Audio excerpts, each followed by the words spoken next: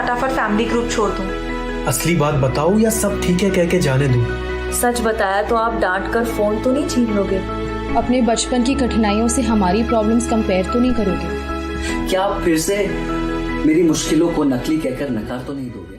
29 जनवरी 2024 की बात है, जब राजस्थान के कोटा में रहने वाली एक 18 साल की लड़की जो कि जेईई एंट्रेंस एग्जाम की तैयारी कर रही थी, उसने सुसाइड कर ली। और साथ ही में वो एक सुसाइड नोट भी छोड़ गई जिसमें उन्होंने लिखा था, सॉरी मम्मी पापा, मैं जेईई नहीं कर पाई, मैं एक लूजर हूँ और मैं सबसे खराब बेटी हूँ, सॉरी, यही लास्ट ऑप्शन है।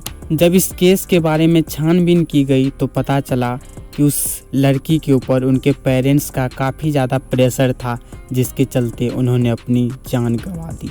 अब ये कोई अकेला ऐसा केस नहीं है, आजकल कई ऐसे केसेस आते हैं जिनमें बच्चे अपने माता पिता के प्रेशर में आकर अपनी ज़िंदगी ख़त्म कर देते हैं। और इस वीडियो में हम यही जानेंगे कि कैसे एक इंडियन पेरेंट्स अपने बच्चे को उनकी मर्जी का करियर चुनने से रोकते हैं और क्या इफ़ेक्ट पड़ रहा है इससे हम लोगों के ऊपर, और साथ ही में इसका सॉल्यूशन क्या है।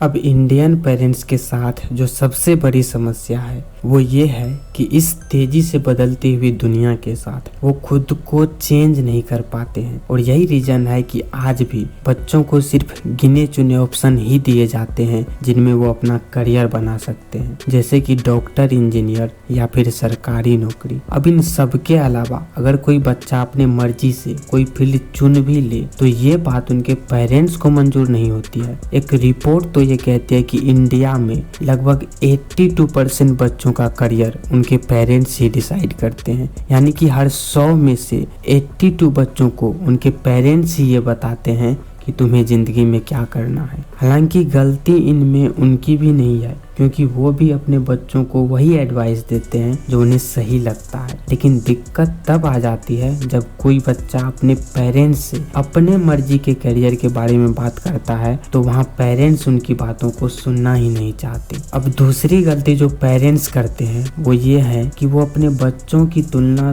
दूसरे बच्चों से करते हैं। आपने वो डायलॉग तो सुनी ही होगी कि देखो शर्मा जी के लड़के को। हाँ, माना कि शर्मा जी का लड़का किसी फील्ड में कामयाब है, लेकिन इसका मतलब ये तो नहीं है कि आप भी अपने बेटे से वही करवाओ जो शर्मा जी का बेटा कर रहा है। कम से कम अपने बेटे से पूछ तो लो कि उनको क्या पसंद है। लेकिन नहीं, यहाँ तो जो समाज में चल रहा है सब उसी के पीछे भाग रहे हैं। तीसरी गलती जो पेरेंट्स करते हैं वो ये है कि यहाँ बच्चों को इमोशनली ब्लैकमेल किया जाता है। जब कोई बच्चा अपने पेरेंट्स की बात मान भी ले और उनके सपने को पूरा करने के लिए अपना जी जान भी लगा दे और इसके बाद भी अगर वो कामयाब नहीं हो पाता है तो पेरेंट्स से ये सुनने को मिलता है, क्या इसी दिन के लिए हमने तुम्हें इतना पढ़ाया लिखाया। यहाँ तक कि एक बच्चे को ऐसी कंडीशन में घर छोड़ने तक को बोल दिया जाता है उन्हीं के पेरेंट्स के मुंह। तो अब सवाल यह है कि आखिर इसका सॉल्यूशन क्या है। सॉल्यूशन इसका सिंपल है। आज पेरेंट्स को ये सोचनी होगी कि इस बदलती हुई दुनिया में अनगिनत करियर ऑप्शंस हैं। अब वो जमाना नहीं रहा जब कुछ गिने चुने करियर ऑप्शन ही थे।